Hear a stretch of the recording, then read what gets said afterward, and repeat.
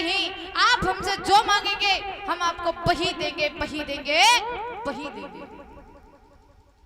जैसे ये बात कही, जवाब दियो महाराज क्या चाहिए? कहा मुझे 60 भार सोना चाहिए। बोले 60 भार सोना के पीछे तो मैंने इतना ड्रामा रचवाओ है? बोले अब आप हमारे घर चलिए। बोले घर तो तब चलेंगे, पहले आप हमें संकल्प में कुछ छोड़िए। हरिश्चंद्र कहने लगे पैसे तो हमारे पास कुछ नहीं है, लेकिन ये कुंजी और लगाम है, लो हम इसी का संकल्प छोड़ दे रहे। हरिश्चंद्र कुंजी और लगाम का संकल्प छोड़ दिया, महलों में आए। और जैसे ही महलों में आए, विश्वामित्र को उच्च आसन पर हरिश्चंद्र ने बिठा लियो। और जैसे ही हरिश्चंद्र ने उच्च आसन पर बिठाया, महाराज खजांची को आवाज लगाई, कहा खजांची आप जाओ और संत जी के लिए 60 भार सोना लेकर के। जैसे ही ये बात कही तो खजांची कहने लगा महाराज पहले हमें चाबी तो दो, तब तो हम सोना निकाल के लाए। और जैसे ही चाबी की बात कही तो हरिश्चंद्र को याद आ गया कि कुंजी लगाम का तो हम संकल्प छोड़ चुके। तब तक विश्वामित्र कहने लगे ओ राजा मेरी बात सुन ले कि राजा ने खजांची बुलवाया और या क्या दई सोना लाने की। और ये तब विश्वामित्र ने इशारे में अरे कही नहीं बात ठिकानी।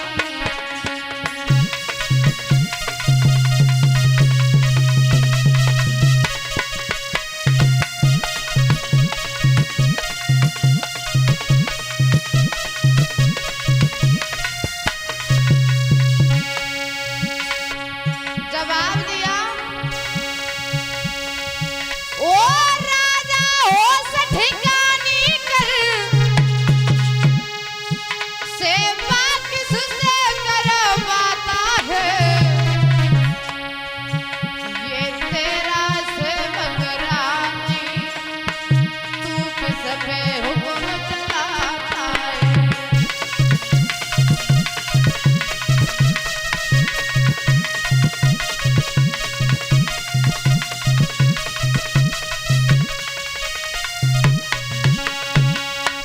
जवाब दिया है अब ये तुम्हारा सेवक नहीं रहा, अब ये हमारा राजपाट हो चुका है, ये सारे सेवक हमारे हो चुके हैं, तुम्हारी प्रजा हमारी हो चुकी है। और अगर 60 भार सोना देना है तो राज्य में नहीं बल्कि राज्य से बाहर दीजिए। जैसे ये बात सुनी हरिश्चंद्र अपने सर से हाथ लगा करके उसी सभा में बैठ गए। कहने लगे ये क्या हुआ?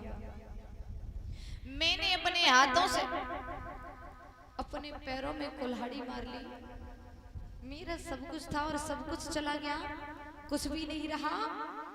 अब हम कहां जाएंगे? मुनिवर का 60 भार सोना कहां से देंगे? दादा हरिश्चंद्र को जब दुखी देखा,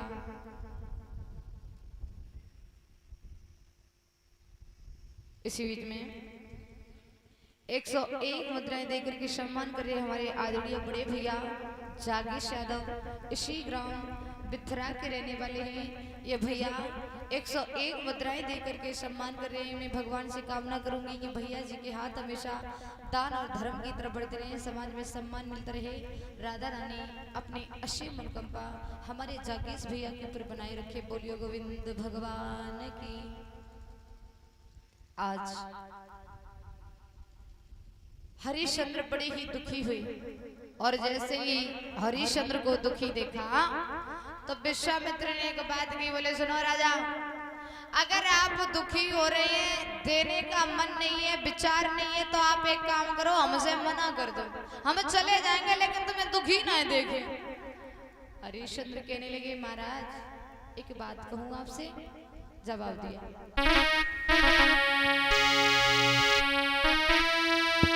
चंद्र टले सूरज टले, टले जगत व्यवहार,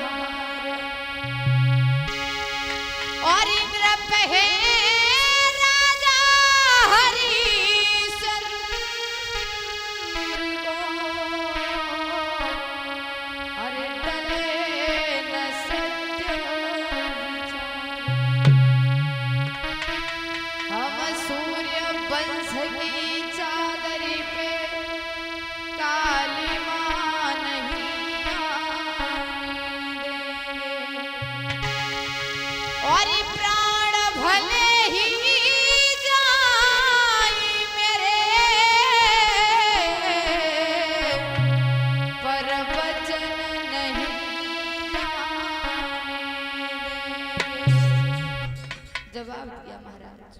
हम इस सूर्य वंश की चादर पर कालिमा नहीं आने देंगे। हमारे प्राण जा सकते हैं लेकिन अपने वचन से पीछे लौट नहीं सकते, क्योंकि रघुकुल रीति सदा चली आई, प्राण जाए पर वचन न जाई। सिया राम जय जय राम।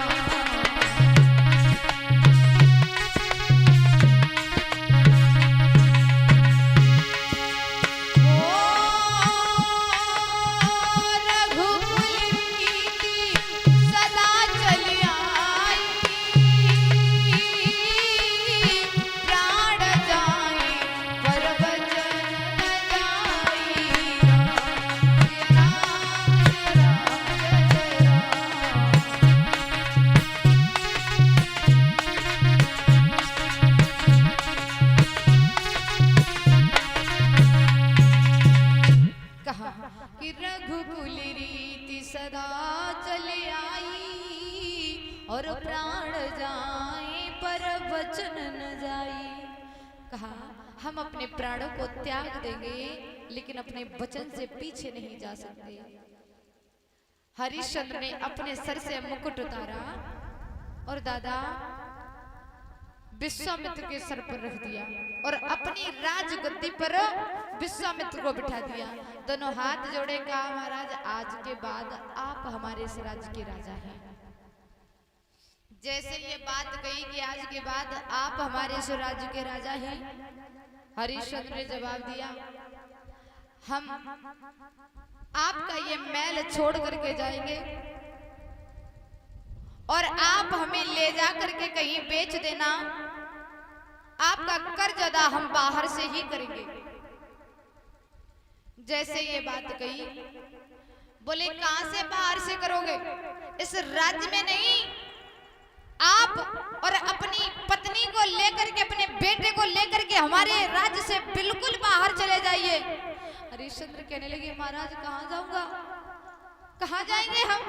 बोले मुझे नहीं पता, कहां जाएंगे आप? जैसे ये बात कही तो हरिश्चंद्र ने एक बात कही, बोले महाराज कोई बात नहीं, हम अपनी पत्नी से एक बार मिलकर के आएंगे।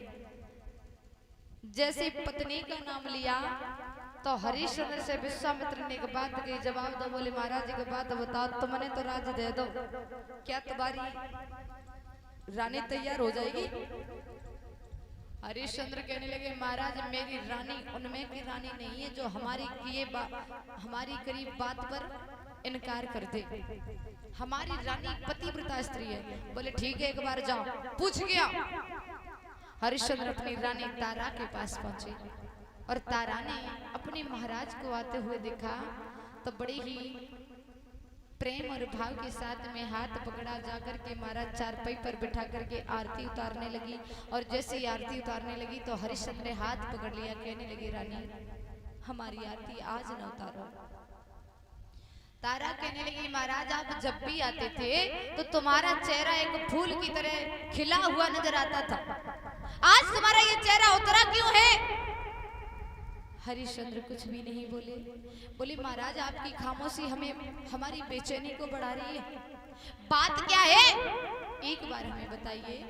हरिश्चंद्र कहने लगे रानी अगर मैंने बता दिया तो जिस तरीके से मैं दुखी हूँ उसी तरीके से तुम दुखी हो जाओगी और हम नहीं चाहते कि मेरी रानी दुखी हो। बोले महाराज अगर आप बताओगे नहीं तो दुखी ज्यादा हो जाएंगे, आप एक बार हमें बताइए आखिर बात क्या है, आप इतने दुखी क्यों हैं? क्योंकि मैं आपकी पत्नी हूँ और दादा पत्नी को ये पूरा हक होता है ये बात जानने का कि उसके महाराज के ऊपर क्या दुख है, क्या कष्ट है। रानी तारा ने जवाब दिया, बोले महाराज कि